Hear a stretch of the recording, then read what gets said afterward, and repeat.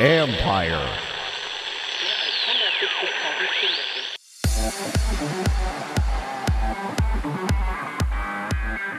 Can cricket capture the American imagination? Some unicorns think so. The IPL is like Major League Baseball. It's like a franchise-based sport. So cricket, if you go back even 20 years ago, there were no franchises, right? So it was basically a sport that was played between national teams.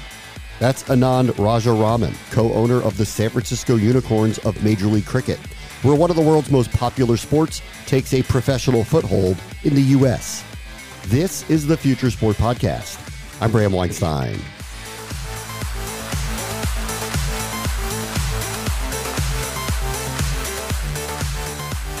Cricket falls into the category of a few massively popular sports in other parts of the world that haven't quite reached peak fandom here. So Anand and his partners feel as if this is something that can change. So the huge sports fan / investor is buying into cricket.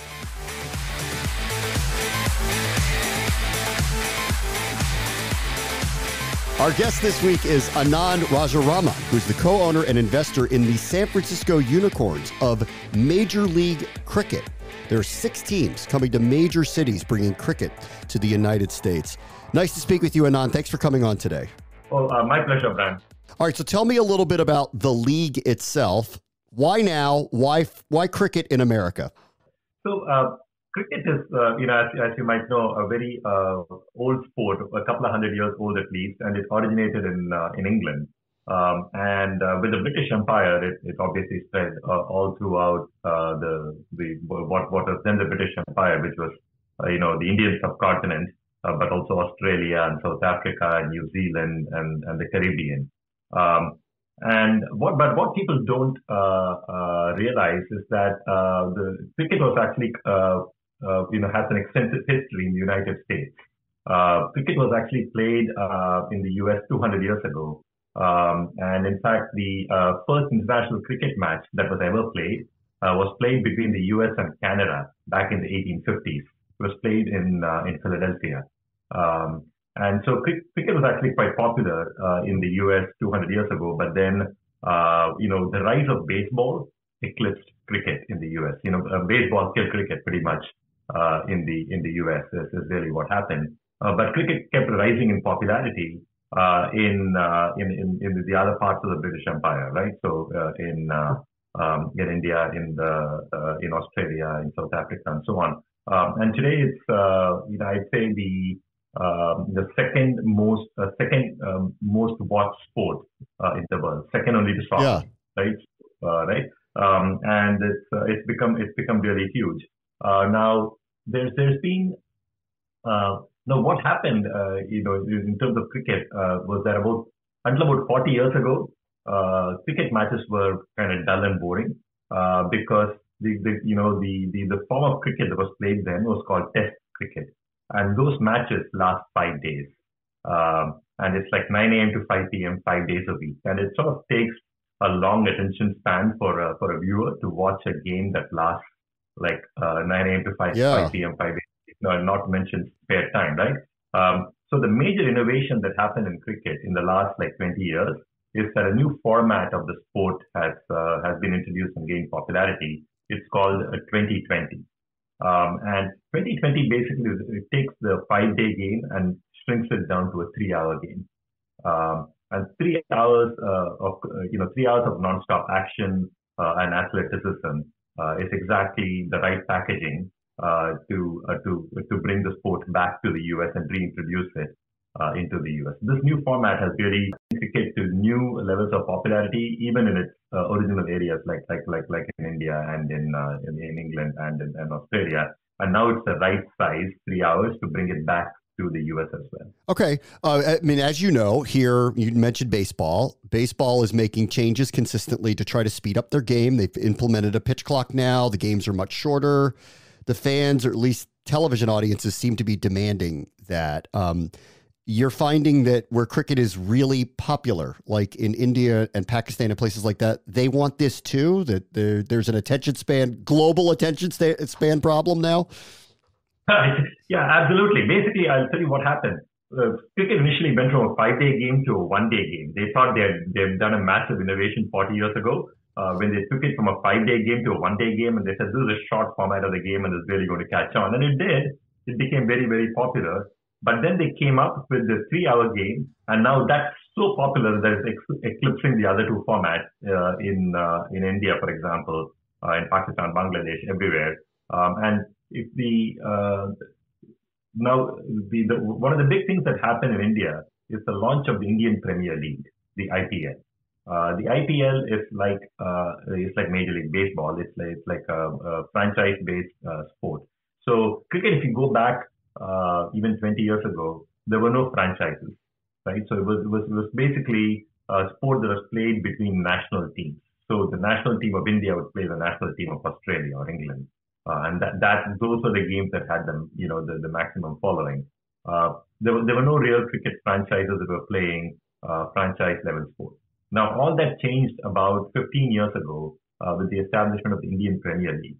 The IPL created cricket franchises in India that were playing this new format, and the IPL today is hugely popular. It's sort of on a per game basis, the dollar value of the IPL games is second only to the NFL, right? So they're bigger than any other sport in terms of dollar value per game than the NFL. Right, so it's become so popular because of the introduction of this new format. Okay, all right. So tell me though, why you think this will translate to large audiences in the United States? Right. So I think it's first of all, the U.S. in the last I'd say 20 or 30 years, there's been a large number of people from the Indian subcontinent, from Australia, from England, and so on, from cricket playing countries who come and settle in the US, right? And those people have been following the sport over the last 20 years in the US.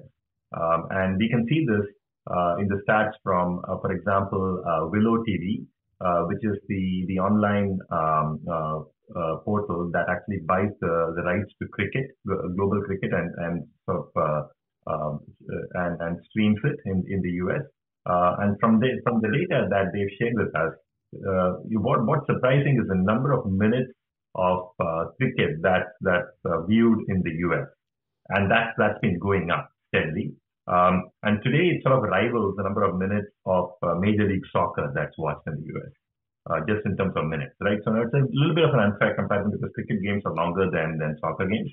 But in general, I think there's a huge audience who are interested in following cricket. That's not even played in the US, but watching it from the US, right? So there's kind of a ready-made audience that's just waiting for a quality cricket product to be introduced in the US so that they can support their own teams and follow it here. Okay, all right. Let me ask you about acquisition of players. Are you trying to find players here stateside? Are you trying to lure professionals from another part of the world to come and play in this league? How are you viewing building teams?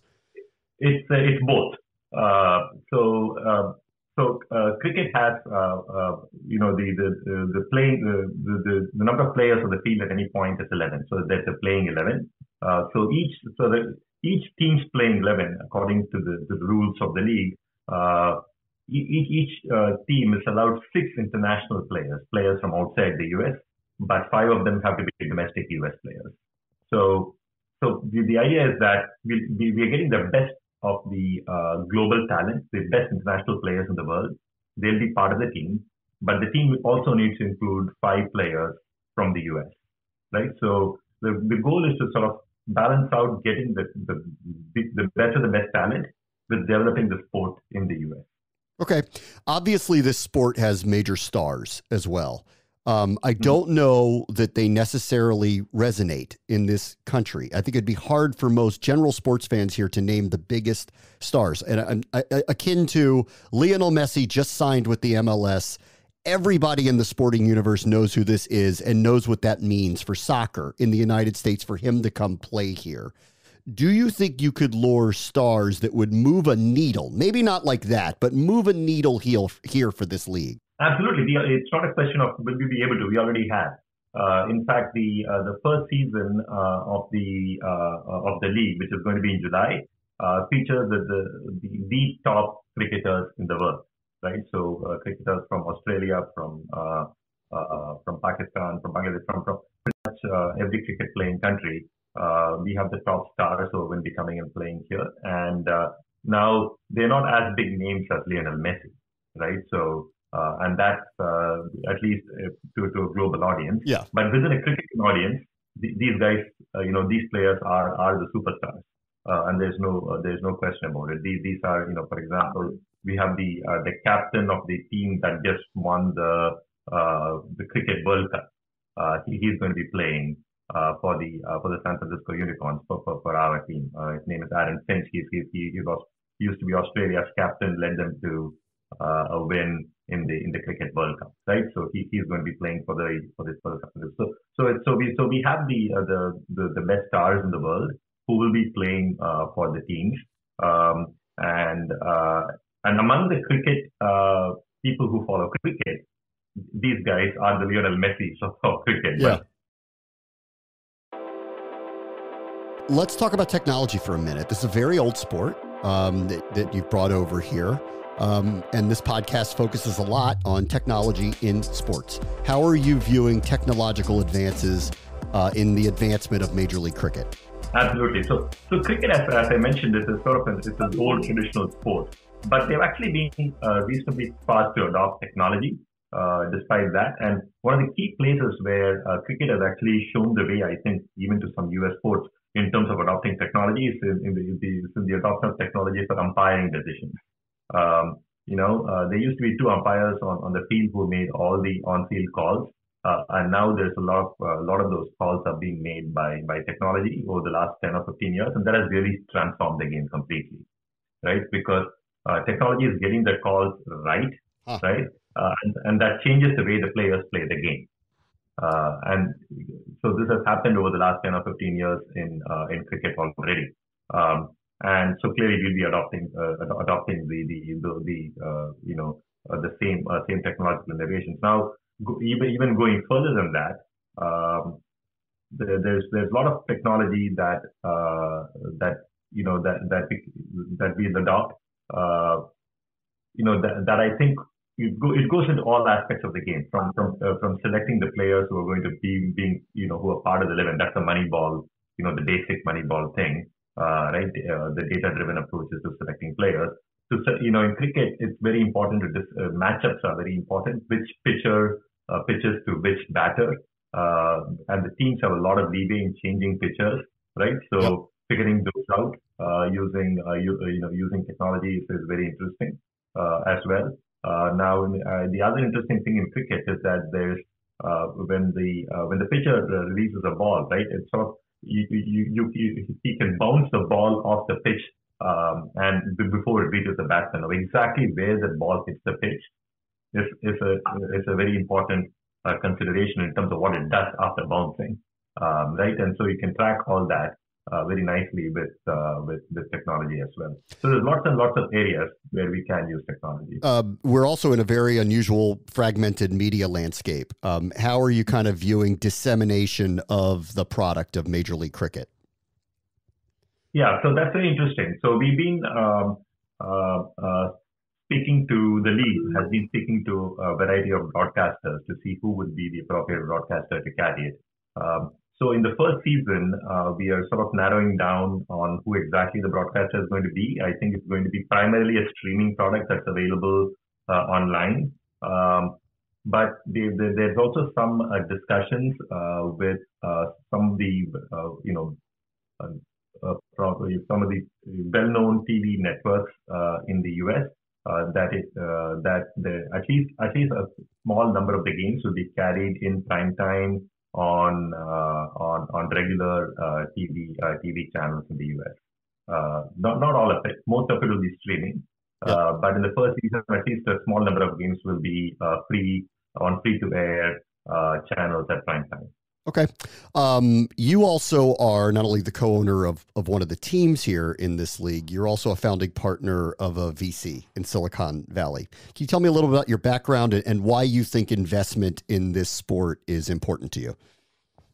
Sure, absolutely. So, as you mentioned, I'm based in Silicon Valley, and I came to the US from India back in the 90s to do my PhD in computer science at Stanford University, and I dropped out of my PhD back in 1996. This was before Google to start my first company. That company ended up being acquired by Amazon in '98, and then I started another company later that got acquired by Walmart. So I've started two companies. One that was acquired by Amazon, one that was acquired by Walmart, and I've been an investor as a venture capitalist in Silicon Valley for the last 25 years. And I've done with my partner Venki, who's also my partner in this sporting venture with Major League Cricket and the San Francisco Unicorns. Now the growth, and as I mentioned, because I came from India, I'm a big fan of cricket. And I've been following it for the last 25 years, and I've seen the growth in popularity of the sport, and both globally and in the US, right? So both, as a cricketing fan, I'm super excited to bring cricket to the US market. But also as an investor, I think this is the right time when you have the second most popular sport in the world meeting the largest sports market in the world. Right, with sort of an untapped demand from a lot of cricket viewing people who don't have a local league too much, and a format of the sport that just the right size for the US market, right? So I think it's a gamble, but I think it's the right time to make that gamble. Now that I've just talking to you, I'll let you go with this. The name is the Unicorns. Is that a nod to the VCs who are always looking for unicorns? Is that what the name? Is that where the genesis of the name? That's exactly right. In fact, we were thinking about naming our team, the San Francisco team, Venki and I, and we were thinking, look, the name of our team should reflect the character of the region it comes from, right? It shouldn't be something generic like Kings or something like that. Right, we wanted something that's unique to San Francisco, and so if you think about San Francisco and Silicon Valley today, it's all about innovation and startups, right? And over the last few years, the name Unicorn has been associated with a startup that's become successful, right? A successful startup is called a unicorn, and of late we've even been observing that even the word unicorn is now also even applied to successful sports people. We are hearing about baseball players or basketball players being referred to as unicorns. So a unicorn is sort of a successful startup or a successful team or a successful player, and that's what we want the San Francisco Unicorns to represent. Very cool. Anand Rajaraman is the co-owner and an investor in the San Francisco Unicorns of Major League Cricket. Thank you so much for joining us. Thank you, Ben. On the next Future Sport podcast, can sprained ankles in big-time sports become less prevalent? And for myself personally, I mean, I was playing pickleball last weekend and wearing it, and I actually felt it activate. So, you don't have to be an elite athlete. If you're just active, and, there's a lot of examples we've heard from people that are hiking and doing trail running or playing tennis on the weekends. That's Tony Baruti, CEO of Better Guards, who is working with players to protect them from a common injury that costs a ton of playing time. That will do it for this episode. As always, the future is now. This is the Future Sport Podcast. I'm Bram Weinstein.